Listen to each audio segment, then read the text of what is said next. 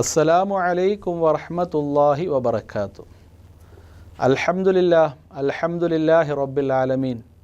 അസ്സലാത്തു വസ്സലാമു അലാ നബിയിൽ മുർസലീൻ വഅലാ ആലിഹി വഅസ്ഹാബിഹിൽ അംബിയാഇ വൽ മുർസലീൻ. പ്രിയമുള്ള സഹോദരങ്ങളെ, വളരെ സുപ്രധാനമായ ഒരു രാവിനെ പ്രതീക്ഷിക്കുന്ന പകലിലാണ് നാം ഓരോരുത്തരുമുള്ളത്. നമുക്കറിയാം, ഇന്നത്തെ മഗ്‌രിബോടുകൂടി റമദാൻ 17-ാം രാവ് ആരംഭിക്കുകയാണ്. റമദാൻ 17-ൻ്റെ പ്രത്യേകത ഇസ്ലാമിക ലോകത്തെ ഐതിഹാസിക പോരാട്ടമായിരുന്ന ബദർ നടന്ന ദിവസമാണ്. അതിൻ്റെ രാവാണ് ഇന്നത്തെ മഗ്‌രിബിന് ശേഷം ആരംഭിക്കുന്നത്. പ്രവാചകന്മാർ കഴിഞ്ഞാൽ മനുഷ്യ സമൂഹത്തിൽ ഏറ്റവുമധികം ശ്രേഷ്ഠതയുള്ളവരാണ് ബദരീങ്ങൾ. അള്ളാഹു അവർക്ക് വലിയ സ്ഥാനവും പദവികളും ശ്രേഷ്ഠതകളും നൽകിയിട്ടുണ്ട്. ഒരു ഹദീസിൽ കാണാം, ജാഅ ജിബ്രീലു ഇലൻ നബി സല്ലല്ലാഹു അലൈഹി വസല്ലം.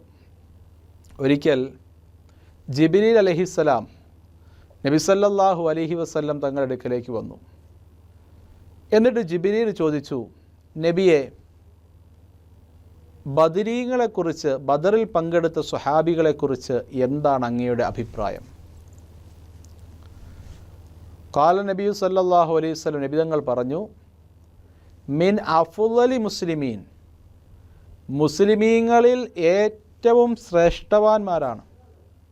ഇവരെ കഴിഞ്ഞിട്ടാണ് മറ്റുള്ള ആർക്കും സ്ഥാനമുള്ളൂ.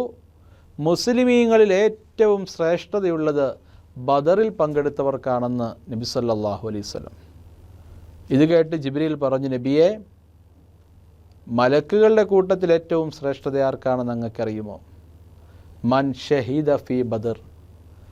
മലക്കുകളുടെ കൂട്ടത്തിലും ഏറ്റവും ശ്രേഷ്ഠതയുള്ളത് ബദറിൽ പങ്കെടുത്ത മലക്കുകൾക്കാണ്.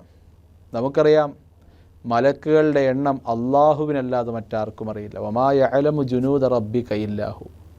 അള്ളാഹുവിനല്ലാതെ മറ്റൊരാൾക്കും അറിയില്ല മലക്കുകളുടെ എണ്ണം എത്രയാണെന്ന്. 7-ാം ആകാശത്തിൻ്റെ മുകളിൽ, കഅബയ്ക്ക് മുകളിലായി ബൈത്തുൽ മഅ്മൂർ എന്ന് പറയുന്ന മലക്കുകൾ തവാഫ് ചെയ്യുന്ന ഒരു ഭവനമുണ്ട്. ആ ഭവനത്തിന് 2 വാതിലുകളാണുള്ളത്.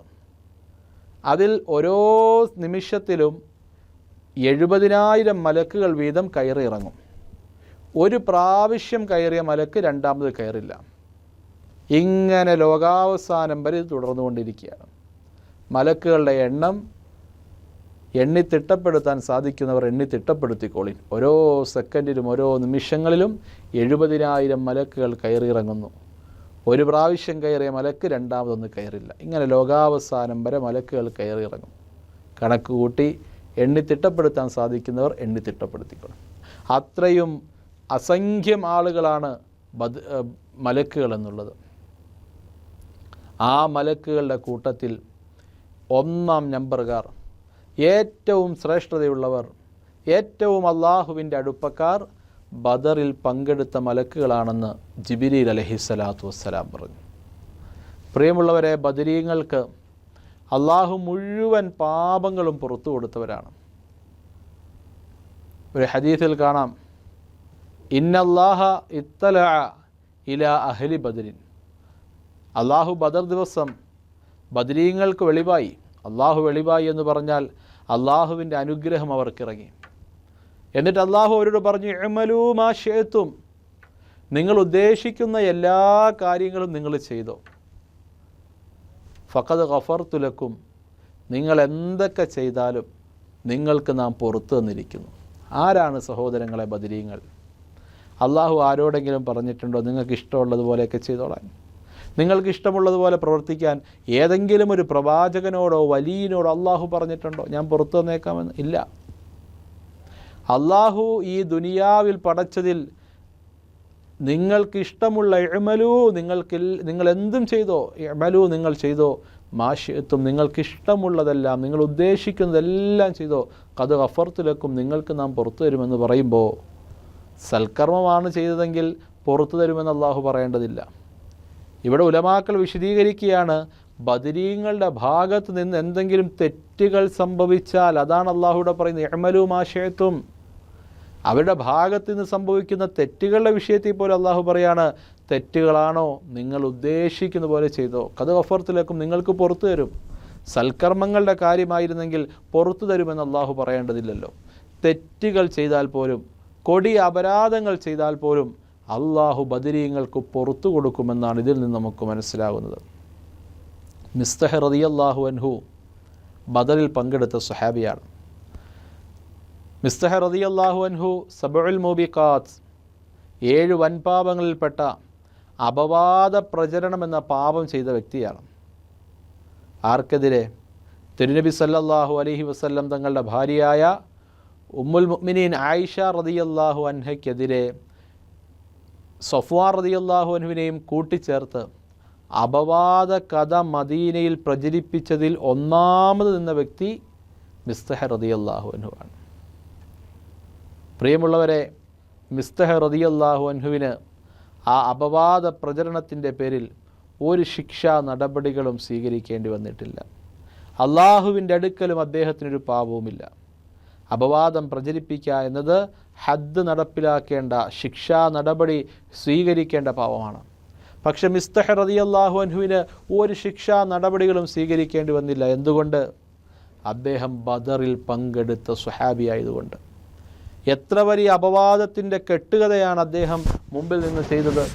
പക്ഷേ ബദറിൽ പങ്കെടുത്തു എന്ന കാരണം കൊണ്ട് അള്ളാഹു റബ്ബുൽ ആലമീൻ അദ്ദേഹത്തിൻ്റെ എല്ലാ പാപങ്ങളും പുറത്തു കൊടുത്തു. അതാണ് അള്ളാഹു പറഞ്ഞത്, ഇഅ്മലൂ മാ ശിഅ്തും, നിങ്ങൾ എന്തും ചെയ്തോ, എന്ത് ചെയ്താലും അള്ളാഹു നിങ്ങൾക്ക് പുറത്തു തരും. നബി തങ്ങൾ പറയുന്നുണ്ട്, ഇന്നീല അർജു, ഞാൻ ആഗ്രഹിക്കുകയാണ്, ഞാൻ പ്രതീക്ഷിക്കുകയാണ്, ഒരു ബദറിൽ പങ്കെടുത്ത സ്വഹാബിയെയും നരകത്തിൻ്റെ തീ സ്പർശിക്കില്ല, തൊടുകയില്ല എന്ന് ഞാൻ പ്രതീക്ഷിക്കുകയാണ്. ഇത്രത്തോളം സ്ഥാനങ്ങൾ സ്വഹാബാക്കൾ പറയുന്നുണ്ട്. ഞങ്ങളുടെ മക്കളെ ഖുർആൻ പഠിപ്പിക്കുന്ന പോലെ ഞങ്ങൾ ബദരീങ്ങളെക്കുറിച്ച് പഠിപ്പിക്കുമായിരുന്നു. വീരേതിഹാസം രചിച്ച വീരനായകന്മാരെ ഞങ്ങൾ പഠിപ്പിക്കുമായിരുന്നു. ഇത്രത്തോളം സ്ഥാനവും മാനവും ഒക്കെ അവർ കിട്ടാനുള്ള കാരണം അള്ളാഹുവിന് വേണ്ടി അവർ സകലതും നൽകാൻ തയ്യാറായി. അള്ളാഹുവിന് വേണ്ടി സകലതും അവർ സമർപ്പിക്കാൻ തയ്യാറായി. അവരുടെ ജീവനും ജീവിതവും സമ്പത്തും സ്വത്തുമെല്ലാം അള്ളാഹുവിന് വേണ്ടി ഇസ്ലാമിൻ്റെ പ്രതിസന്ധി ഘട്ടത്തിൽ കൊടുക്കാൻ തയ്യാറായി. ബദറിലേക്ക് പുറപ്പെടുന്ന സമയത്ത് ഒരാളും അവരെ നിർബന്ധിച്ചില്ല, ഒരാളും അവരോട് താക്കീത് ചെയ്തില്ല.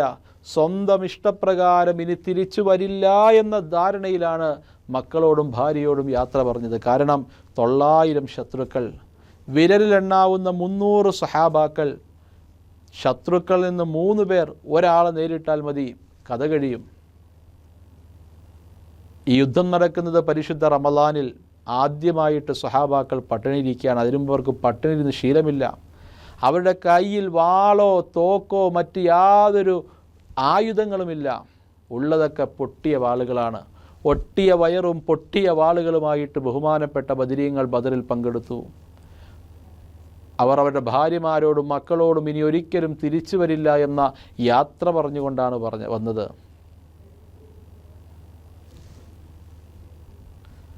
ബദർ മൗലൂദിൽ പറഞ്ഞ പോലെ അവർ അവരുടെ സമ്പത്ത് ജാദൂബി അംവാലിഹിം വബാഉ നുഫൂസഹും, അവരുടെ ശരീരങ്ങളും അവരുടെ സമ്പത്തുകളുമെല്ലാം അവർ ദീനിനു വേണ്ടി കൊടുക്കാൻ തയ്യാറായി.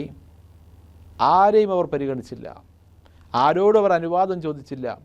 സമ്പത്തും അവരുടെ ജീവിതവും അള്ളാഹുവിന് വേണ്ടി കൊടുക്കാൻ തയ്യാറായപ്പോൾ അള്ളാഹു അവരെ ഉയർത്തിയ ഉയർച്ചയാണ് അള്ളാഹുവിൻ്റെ തൃപ്തി കൊടുത്തു എന്നുള്ളത്. ഈ ബദരീങ്ങളോടുള്ള സ്നേഹം, അവരുടെ ജീവിതം നമ്മുടെ ജീവിതത്തിലേക്ക് കൊണ്ടുവരൽ ബദരീങ്ങളോടൊപ്പം നമ്മളെ സ്വർഗത്തിലാക്കും. കാരണം മനുഷ്യകുലത്തിൽ ഏറ്റവും ശ്രേഷ്ഠർ അമ്പിയാക്കൾ കഴിഞ്ഞാൽ ബദരീങ്ങളാണ്. അൽ മർഉ മഅ മൻ അഹബ്ബ, ആരാരെ സ്നേഹിക്കുന്നോ അവരോടൊപ്പമായിരിക്കും നാളെ സ്വർഗത്തിലും നരകത്തിലും. നരകവാസികളെയാണ് സ്നേഹിക്കുന്നതെങ്കിൽ, നരകത്തിൽ പോകാനുള്ള പണികൾ എടുക്കുന്നവരെയാണ് സ്നേഹിക്കുന്നതെങ്കിൽ അവരോടൊപ്പം. സ്വർഗീയമായ സുഖങ്ങളിൽ പരിലസിക്കാൻ വേണ്ടി അധ്വാനിക്കുന്നവരെയാണ് സ്നേഹിക്കുന്നതെങ്കിൽ അവരോടൊപ്പം. ബദരീങ്ങളെ സ്നേഹിച്ചാൽ ബദരീങ്ങളോടൊപ്പം സ്വർഗത്തിലാണ്. എങ്ങനെയാണ് അവർ സ്നേഹിക്കേണ്ടത്? ഒന്നാമതായി അവരുടെ ജീവിതം നമ്മുടെ ജീവിതമാക്കി തീർക്കുക. അവരല്ലാഹുവിന് കൊടുത്തതുപോലെ നമ്മളും അള്ളാഹുവിന് കൊടുക്കുക. എന്തും അള്ളാഹുവിൻ്റെ തൃപ്തിക്ക് വേണ്ടി മാറ്റിവെക്കുവാനും ചെയ്യുവാനും ബദരീങ്ങൾ തയ്യാറായതുപോലെ നമ്മളും ചെയ്യുവാനും മാറ്റിവെക്കാനും തയ്യാറാവുക. അവരെ സ്നേഹിക്കാൻ കിട്ടുന്ന ഒരവസരങ്ങളും പാഴാക്കാതിരിക്കുക. അവരുടെ പേരുകൾ, നാമങ്ങൾ അത് എഴുതൽ പോലും പുണ്യകരമാണെന്ന് സൈനി ദഹ്ലാനെ പോലെയുള്ള മഹാപണ്ഡിതന്മാർ എഴുതി വച്ചിരിക്കുകയാണ്. ആ ബദരീങ്ങളുടെ ആ വീരേതിഹാസം രചിച്ചതിൻ്റെ ഒരോർമ്മപ്പെടുത്തലുകളാണ് ഓരോ റമദാൻ 17 രാവും. ബദരീങ്ങളുമായി ആത്മീയമായ ബന്ധമുണ്ടാക്കുകയും അവരോടൊപ്പം സ്വർഗത്തിൽ കിടക്കുവാൻ അള്ളാഹു നമുക്കൊക്കെ തൗഫീക്ക് നൽകി അനുഗ്രഹിക്കട്ടെ എന്ന് ആത്മാർത്ഥമായി ദുആ ചെയ്ത് അസ്സലാമു അലൈക്കും വറഹ്മത്തുള്ളാഹി വബറകാതുഹു.